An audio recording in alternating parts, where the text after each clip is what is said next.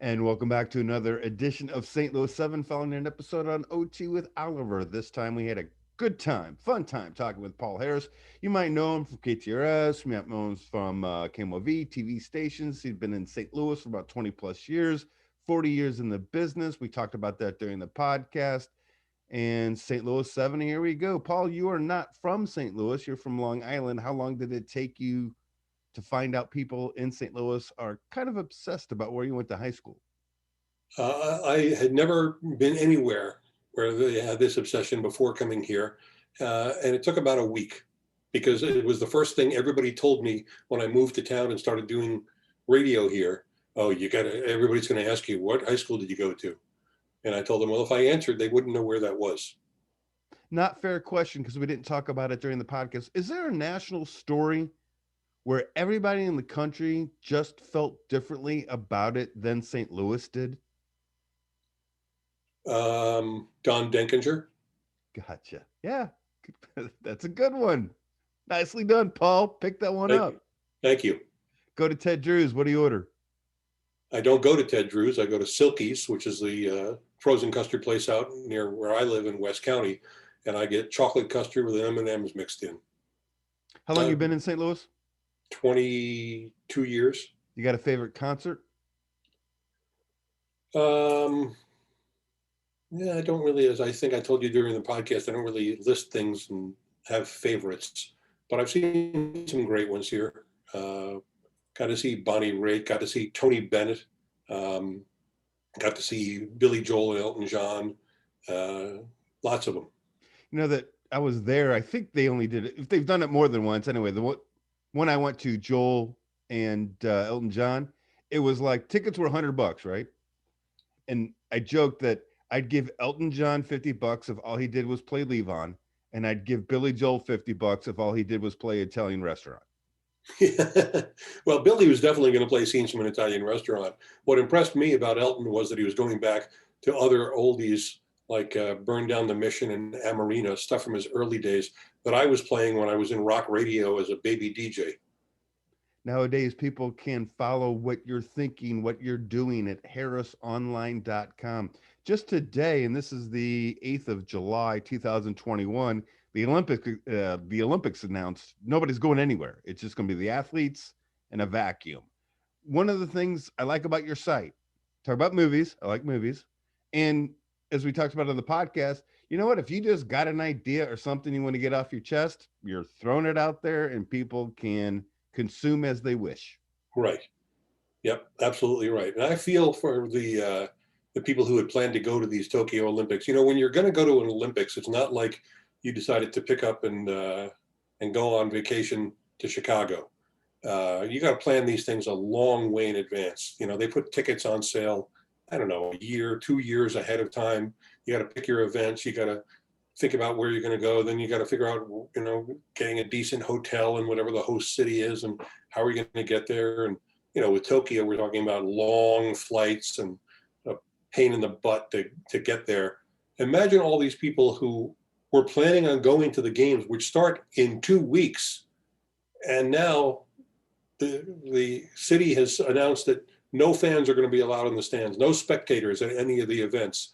And so you have tickets for maybe 4 or 5 events, and maybe they're not even the big ones. Maybe you have tickets for cycling or archery or something like that, because that's all you could afford to get. You couldn't be in the stadium for the big track and field events or for the gymnastics to see Simone Biles. You couldn't get those tickets, or you couldn't afford them. But you were planning on going there and you were going to go to these things.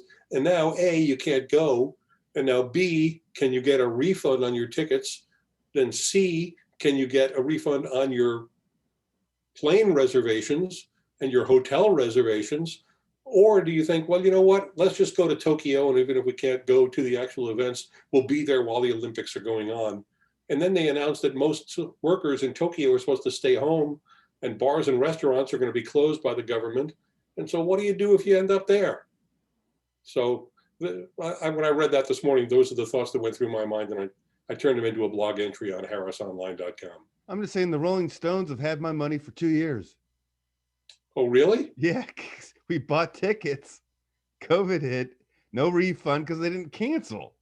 And Yeah. so my money's been in purgatory for the last 18 months. Well, we had the same thing with the Rep and the St. Louis Symphony, both of which we go to a lot.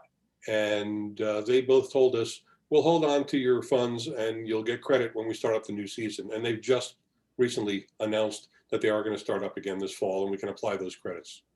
Having fun with Paul Harris. You can check out everything that he's doing at harrisonline.com. Two final questions. Paul, when people come and visit you in St. Louis, where do you take them? Well, one place I took a friend of mine who came in, I'd already lived here like 17 years before he finally came to visit us here. And I took him to a place that not even a lot of St. Louisans know about, the Gateway Geyser. Do you know about this? No, sir. It's on the Illinois side. You got to go through some very bumpy streets in East St. Louis, but it's kind of off the highway and then kind of not. And what it is it's the tallest geyser, man-made geyser in the United States. It shoots up almost as high as the Arch, 600 and something feet in the air. It's a giant water spout with 4 smaller spouts around it that goes off every day at noon from springtime to fall. I don't know how often it goes.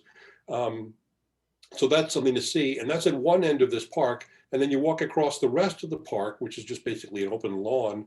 And they have a 3-tiered ramp that takes you up. And from there, you can see over the railroad tracks that are on the Illinois side, right on the banks of the Mississippi. And you get the best view of downtown St. Louis you'll ever see in your life. You know, there's a reason why whenever Monday Night Football or Sunday Night Baseball is here, they always have shots from the Illinois side of downtown St. Louis, right, because that's where you get to see the Arch and all the great buildings that make up that that beautiful picture. You know, if you did it from the Missouri side, not that beautiful, but from the Illinois side, it's beautiful. And so you go up that ramp and you see that. And, you know, the whole trip over there takes, you know, you're there 45 minutes and you're done. And but people take pictures and I'm taking some beautiful pictures too. Sorry, what? Every day at noon. Every day at noon, yeah. Huh. Or just Google it. It's called Gateway Geyser. Hey, well, thanks for that. Last question. Is there something that makes you most proud to be a St. Louisan? Most proud to be a St. Louisan? Well, as opposed to the rest of the state right now, yeah, I would say our COVID vaccination rate. I'm so glad not to live in one of those red counties where the vaccination rates are ridiculously low and the only people who are being hospitalized and dying are the ones who have not gotten the jab in their arms. So I would say that. 2 shots? Also, if I had to add something, I'm sorry? No, you continue. I interrupted. Go ahead. I was going to say, if there was something else I was going to add, it would be the excitement over seeing Kurt Warner and the Rams win the Super Bowl 20 years ago. That was an unbelievable time to be a St. Louisan. Paul, I enjoyed it. Be safe, be healthy, be good. Thanks for having me. Take care.